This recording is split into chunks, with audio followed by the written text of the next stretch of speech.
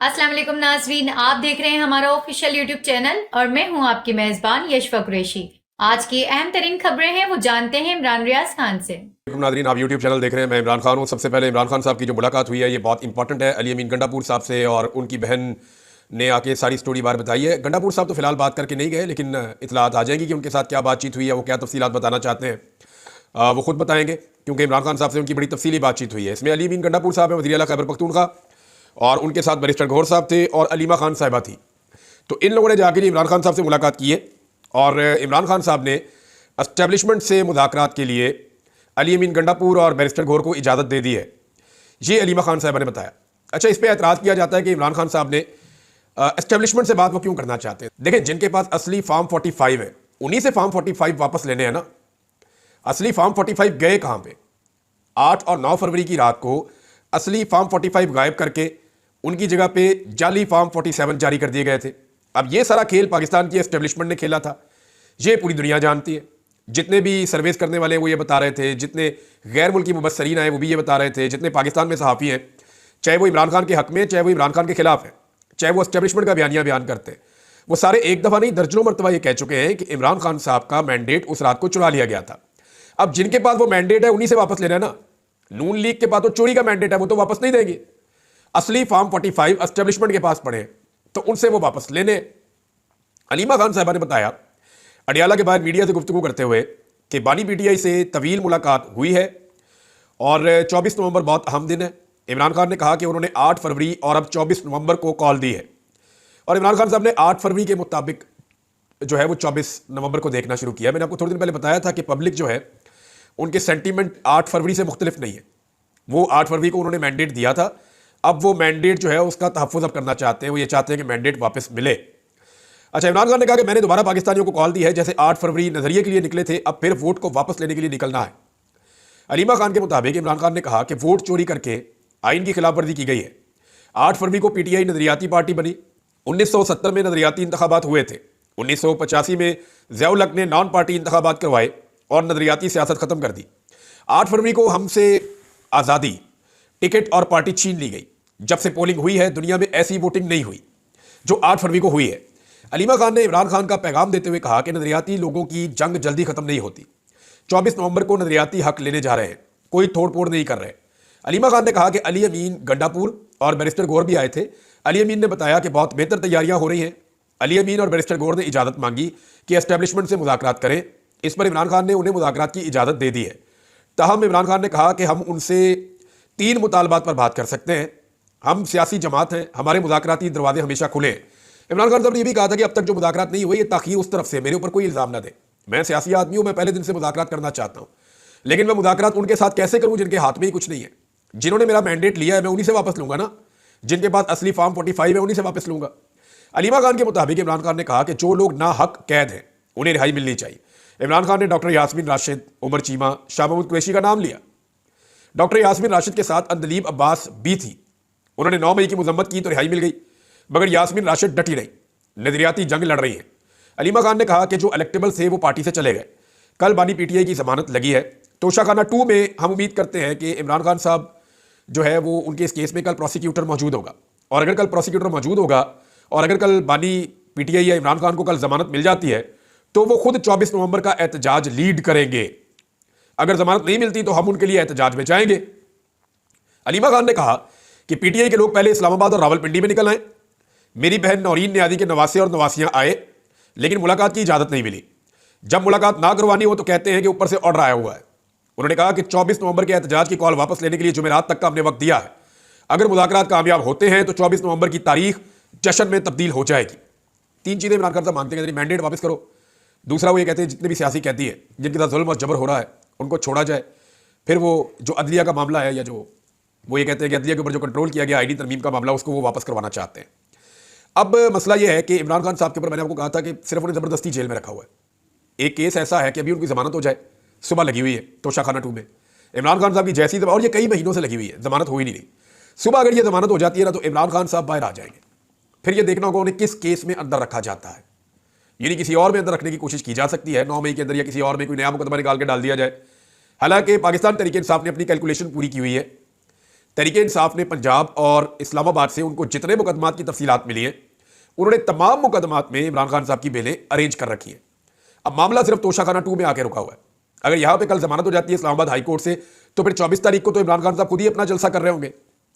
तहरीक इंसाफ के जलसे से हुकूमत को बहुत ज्यादा परेशानी है और उनका डर बढ़ता चला जा रहा है। उसकी एक वाज़ेह मिसाल मैं आपको बताऊंगा और आपको आइडिया हो जाएगा कि हुकूमत इस वक्त कितनी ज्यादा डरी हुई है। ये स्टेटमेंट किसी और का नहीं है, ये पाकिस्तान के वजीर दाखिला का है। पाकिस्तान के वजीर दाखिला ने एक धमकी लगाई है तहरीक इंसाफ के लोगों को और आम पाकिस्तानियों को जो इमरान खान के नजरिए के साथ आज के दिन में खड़े हैं।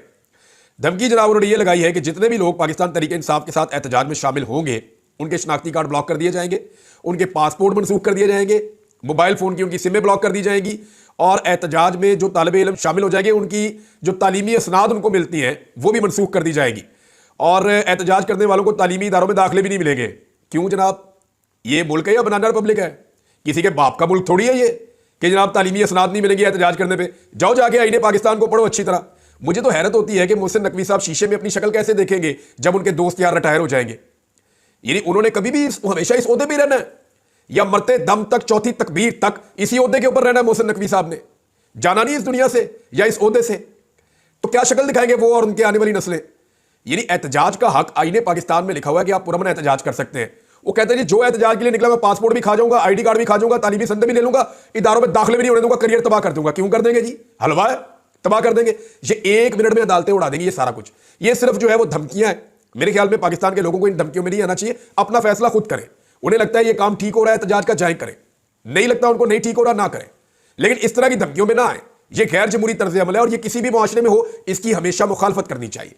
अब देखें ना, हुकूमत अपने आखिरी पत्ते खेल रही है। अब फैसलवाड़ा को लेकर आए जनाब मैदान में, और फैसलवाड़ा जब मैदान में आए तो उसका मतलब यह है कि बात हाथ से निकल रही है। तो फैसलवाड़ा, ओन चौधरी, ये एक तरह के कैरेक्टर्स हैं। इनको लाकर फिर ट्राई किया जाता है कि जनाब इनके जरिए से कुछ थोड़ी सी हवा बदली जाए। धमकियां लगाने के लिए कुछ साफी भी रखे हुए हैं, वो भी आके धमकियां लगाते हैं। सारे एंकर्स जानते हैं कि फैसलवाड़ा एक्चुअली किसका नुमाइंदा है और किसकी जुबान बोलता है, किसकी धमकियां लगाने के लिए आता है।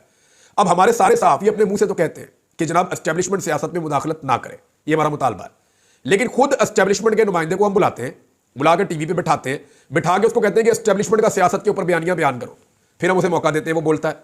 यानी ये दोगलापन नहीं है, हमारी मुनाफकत नहीं है क्या मीडिया की, कि एक तरफ हम कहते हैं कि किसी सूरत भी एस्टेब्लिशमेंट को सियासत में रोल प्ले नहीं करना चाहिए, फिर एस्टेब्लिशमेंट के नुमाइंदे को दावत देकर बुलाते हैं, उसे चाय बिस्किट देते हैं, उसे कहते हैं एस्टेब्लिशमेंट का बयानिया दो सियासत के ऊपर। तो ये एक तरह की मुनाफकत है। हाँ, लेकिन इसका एक फायदा होता है। वो फायदा ये होता है कि जो एस्टेब्लिशमेंट है वो मजीद एक्सपोज होती है। इससे कम से कम ये होता है कि एस्टेब्लिशमेंट मजीद एक्सपोज हो जाती है। जंग अखबार ने एक बहुत बड़ी गेम डाली थी, लेकिन वो गेम पकड़ी गई। पाकिस्तान तहरीक इंसाफ ने उसके ऊपर बड़ा सख्त रद्देमल दिया है। रद्देमल भी आपको बताता हूं। जंग अखबार की खबर देखिए आप, ये मेन पेज पे उन्होंने छाप दी, मेन खबर छाप दी, बड़ी हेडलाइन लगा दी, ना सिर्फ जंग अखबार में लगा दी, द न्यूज में लगा दी, और जियो के ऊपर गला फाड़ किस्म की इसकी कंपेन की गई। गला फाड़ कंपेन समझते हैं ना, फुल ऊंची आवाज के अंदर फट्टे चलाए इसके कि जनाब बहुत बड़ी खबर लेके आए। अंसार अब्बासी साहब की जनाब खबर है, उनकी तस्वीर के साथ इसको छापा गया। खबर यह है कि हुकूमत और पाकिस्तान तहरीक इंसाफ का आला सतही राब्ता हो गया, मुमकिन ब्रेक थ्रू की कोशिशें हो रही हैं। मुज़ाकरात कामयाब हुए तो 24 नवंबर का एहतजाज मुलतवी हो सकता है। मुज़ाकरात में शामिल अफराद के नाम अफशा हुए तो एस्टेब्लिशमेंट और पीटीआई में मफामत की कोशिश बेकार हो सकती है। अब देखिए, एक तरफ ये तो हो रहा है कि एस्टेब्लिशमेंट चाहती है कि पाकिस्तान तहरीक इंसाफ को एंगेज किया जाए, वो हर हाल में इस एहतजाज को रोकना चाहते हैं। लेकिन रोकना है तो इसका रास्ता क्या है? रोकने का आसान रास्ता यह कि अदालत को इंसाफ करने दें, इमरान खान साहब बाहर आ जाए, वो इस लॉन्ग मार्च को या इस धरने को एक जलसे में कन्वर्ट कर देंगे। वो आएंगे और आकर एक जलसा करेंगे, लोगों से मुखातिब होंगे और फिर मामला आगे की तरफ बढ़ेंगे। अब अंसार अब्बासी साहब ने जब ये खबर दी तो इस तरह की जब खबर आ जाती है ना, तो पाकिस्तान में लोगों को यह लगता है कि जनाब अब तो बात बन गई है और अगर मुज़ाकरात हो रहे हैं और चीज़ें किसी कंक्लूजन की तरफ जा रही हैं तो फिर हमें निकलने की क्या जरूरत है। इसके ऊपर जनाब पाकिस्तान तहरीक इंसाफ ने बड़ा सख्त रद्देमल दिया। जरा तहरीक इंसाफ का रद्देमल भी आप देख लें। तहरीक इंसाफ के सेक्रेटरी इत्तलाआत ने कहा कि हुकूमत के साथ राब्ते से मुताल्लिक खबर 24 मार्च का एहतजाज रोकने की एक कोशिश है। उन्होंने ये बयान देते हुए कहा, और ये उनका रद्देमल है, कि हुकूमत के साथ किसी सतह पर कोई राब्ता नहीं हो सकता है। और ये शेख वकास अकरम कह रहे हैं।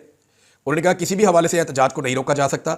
निजी टीवी की राब्ते से मुताल्लिक खबर फेक न्यूज़ है और एहतजाज की तैयारी को नुकसान पहुंचाने की कोशिश है, जिसकी हम शदीद अल्फाज में मुजम्मत करते हैं। नाज़रीन, एक तो ये चीज़ होगी, लेकिन आप देखें कि जंग और जियो काम कर कैसे रहा। हुकूमत का बिल्कुल पिट्ठू बना हुआ है। ऐसा लगता है कि हुकूमत से ज़्यादा हुकूमत जाने का जो खतरा और डर है ना, वो जंग ग्रुप को लगा हुआ है। पता नहीं क्या इनका मफाद है या क्या इन्हें मिल रहा है। इतना तो हुकूमत नहीं डरी हुई जितना जंग ग्रुप डरा हुआ है। यानी अमेरिका के हवाले से झूठी खबर चला दी। और साले जाफर साहब ने खबर दी है। खबर क्या दी थी? पहले जरा वो सुर्खी आप देख लें जो साले जाफर साहब ने दी थी। हुकूमत ने खुद ही कहा जी हमने ऐसी कोई बात नहीं की, हमारी अमेरिका से आप लड़ाई ना करें, हम इतने जोगे नहीं है। तो खबर देखिए आप, जंग ग्रुप के मुताबिक जो खबर दी हुई थी वो खबर क्या थी साले जाफर साहब ने, कि हुकूमत पाकिस्तान अमरीकी कानून साजों की जानिब से सुबकदोश होने वाले अमरीकी सदर जो बाइडन को इमरान खान की कैद के हवाले से जो खत लिखे गए हैं उनको कोई अहमियत पाकिस्तान नहीं देता। यानी जो अमरीकी ऐवान नुमाइंदगान ने अमरीकी सदर जो बाइडन को जो खत लिखे हैं, पाकिस्तान उसको कोई अहमियत नहीं देता। इमरान खान के हवाले से जो खत है, अमरीकी इंतजामिया इक़्तिदार की मुंतकली में मसरूफ है। ऐसे में यह खतों किताबत बेसूद है और यह फारग किस्म की एक मश्क जिसका कोई फायदा नहीं। ये जनाब खबर दे दी शाह से ज्यादा शाह के वफादार, और मुमताज ज़हरा बलोच साहबा से इसको मंसूब भी कर दिया खबर को। अब बाद में उन्होंने जो है वो वजारत खारजा ने कहा जी हमने तो ऐसी कोई बात ही नहीं की। उन्होंने कहा जी हमसे पूछ लिया करें पहले, हमें बड़ा अफसोस हो रहा है कि आपने ये खबर कैसे दे दी। ये नहीं, हम तो अमेरिका के पिट्ठू हैं, हम तो उनसे डरते हैं। हमारी क्या जरूरत है कि अमेरिकन ऐवान नुमाइंदगान कोई बात करें और हम कहें ये फजूल मश्क है। हमने ऐसा कुछ नहीं कहा, हमारे पे ना डालो या हमारे कंधे पे रख के बंदूक ना चलाओ। तो अब आप अंदाजा करें कि ये अमेरिका से डरते भी कितना है और इक़्तिदार जाने से भी डरते हैं। तो मुझे लगता है कि ज्यादा खौफ जो है वो जियो ग्रुप को है, जंग ग्रुप को है। वो इनके लिए एक कदम आगे जाकर इनका बयानिया खुद बना रहा होता है। यानी शरीफ खानदान का जो बयानिया अभी इन्होंने तैयार किया है वो कैसे तैयार हुआ ये भी मैं आपको बता सकता हूं कि जनाब ये जो आपका बेटा वहां पे दिवालिया हो गया ना, इसके ऊपर ये वाला बयानिया बना ले। तो वो जो बयानिया बनाया ना उसको हम एक और वीलॉग में उड़ा देंगे और बताएंगे कि उस बयानिया के अंदर से निकला क्या है और निकलेगा क्या। लेकिन अभी कुछ खबरें हैं वो मैं आपको बता देता हूं कि जो फैसल वाडा साहब ने स्टेटमेंट दिए, फैसल वाडा साहब के स्टेटमेंट के ऊपर भी जो है वो पाकिस्तान तहरीक इंसाफ का रद्द-ए-अमल आया। और तहरीक इंसाफ ने फैसल वाडा के स्टेटमेंट के ऊपर, यानी फैसल वाडा ने कहा जनाब कि ये हो जाएगा वो हो जाएगा, 9 मई के मजीद बंदे ढूंढे जाएंगे और छांट पटक की जाएगी, ये, और फिर खौफ फैलाना शुरू कर दिया। कोई नहीं आएगा, कोई आना नहीं चाहता, लोग भाग रहे हैं, कोई बंदा 50 बंदे भी नहीं निकाल सकता, यहां कोई नहीं पहुंचेगा, डंडे बड़े पड़ेंगे, मार बड़ी, ऐसी बातें कर करके जो हमेशा से करते हैं। फिर उन्होंने फैसल वाडा ने इतनी लंबी बातचीत की कि बीच में उनके मुंह से निकल गया कि ये जो मगरबी ममालिक है ना ये मुदाखलत से बाज रहे हैं। इन्होंने पहले भी इमरान खान की हुकूमत गिराने के लिए मुदाखलत की थी। ये फैसल वाडा की अब जाके गवाही आई है। पहले ये कहते रहे ना फैसल वाडा के जनाब वो तो खुद ही हुकूमत गिरी है, इमरान खान साहब की अपनी हरकतों से गिरी है। अब नहीं, अब वो अपने मुंह से कह चुके हैं और वो स्टेटमेंट में आपको सुनवा दूंगा। यानी ये आप छोटा सा क्लिप आप सुन लें, आपको पता चल जाएगा। ये सुनिए। कोई भी वेस्टर्न मदाखलत जब भी हुई है पाकिस्तानी कौम ने उसको रिजेक्ट किया। अब आप आ गए सियासत के अंदर, इमरान खान साहब के लिए आ गए, पहले आपने उनको निकालने के लिए आए थे, आप क्या चाह रहे हैं? ये देखिए फैसल वाडा साहब खुद कह रहे हैं कि जनाब ये जो हुकूमत है ये उन्होंने गिराई थी, जो वेस्टर्न कंट्रीज मगरबी ममालिक उन्होंने गिराई थी पहले हुकूमत, उनकी एस्टेब्लिशमेंट ने। बहरहाल अब फैसल वाडा साहब को जो पाकिस्तान तहरीक इंसाफ ने जवाब दिया, जरा वो जवाब सुने आप। उन्होंने कहा फैसल वाडा की प्रेस कॉन्फ्रेंस पर पाकिस्तान तहरीक इंसाफ का रद्द-ए-अमल, फैसल वाडा को टाउट और चिड़ियाघर का बिज्जू करार दे दिया। चिड़ियाघर में रखे बंदरों, बनमानसों, लुमड़ियों, गीदड़ों, गधों, खच्चरों और इंसान नमा टाउटों ने उछल कूद शुरू कर दी है। और यह सिर्फ इसलिए हो रहा है कि पाकिस्तान तहरीक इंसाफ का एहतजाज कामयाब होने जा रहा है और लोग बहुत बड़ी तादाद में निकल सकते हैं। अच्छा, अमेरिकन पिट्ठूगिरी के हवाले से एक और बड़ा जबरदस्त स्टेटमेंट आया हुआ है, वो मैं आपको जरूर सुनाता हूं। ख्वाजा आसिफ साहब ने बड़े अजीबोगरीब काम शुरू कर दिए हैं, लेकिन वो मैं आपको बताऊंगा अगले वीलॉग में। लेकिन अभी एहसन इकबाल साहब ने जो काम किया, एक तो एहसन इकबाल साहब ने आपको याद होगा जब डोनाल्ड ट्रंप अपोजिशन में चले गए थे या इलेक्शन हार गए थे तो एहसन इकबाल ने डोनाल्ड ट्रंप का बहुत मजाक उड़ाया था, उनके खिलाफ बहुत सारे स्टेटमेंट्स दिए थे। फिर जैसे ही डोनाल्ड ट्रंप इलेक्शन जीता तो एहसन इकबाल ने फौरी तौर पर तमाम अपने ट्वीट्स डिलीट करना शुरू कर दिए। यानी मुझे हैरत होती है कि इन्हें गैरत भी नहीं आती, मुझे हैरत होती है कि इन्हें ऐसे भी नहीं लगता कि यार कोई लोग क्या सोचेंगे हमारे बारे में। यानी मैं शर्म भी नहीं आती इन्हें ना। आदमी को थोड़ा सा तो साहिब किरदार होना चाहिए कि जो मैंने बात कह दी है मैं थोड़ा सा तो अपनी बात के ऊपर खड़ा हो जाऊं, लेकिन ये अपनी बात के ऊपर खड़े ही नहीं होते। अब जनाब एहसन इकबाल साहब के हवाले से जो खबर छपी है, छपवाई गई है फरमाइश करके, खबर क्या कहती है कि डोनाल्ड ट्रंप की सदारत में इनकलाबी नताइज हासिल कर सकते हैं एहसन इकबाल। अंदाजा करें, पहले उसकी बुराइयां करके उसकी ट्वीटें फिर डिलीट की जब वो जीत गया, अब उसकी जो है वो तारीफों के पुल बांधना शुरू कर दिए। ऐसे ये चापलूस किस्म के लोग, ये पाकिस्तान का जो आर्मी चीफ आता है ना उसके साथ भी यही करते हैं। जो चला जाता है उसको ये गालियां देना शुरू कर देते हैं, जो मौजूदा आर्मी चीफ होता है उसको अबू बना लेते हैं और जूते पॉलिश करना शुरू कर देते हैं। ये आज भी यही कर रहे हैं, हमेशा ये करते हैं।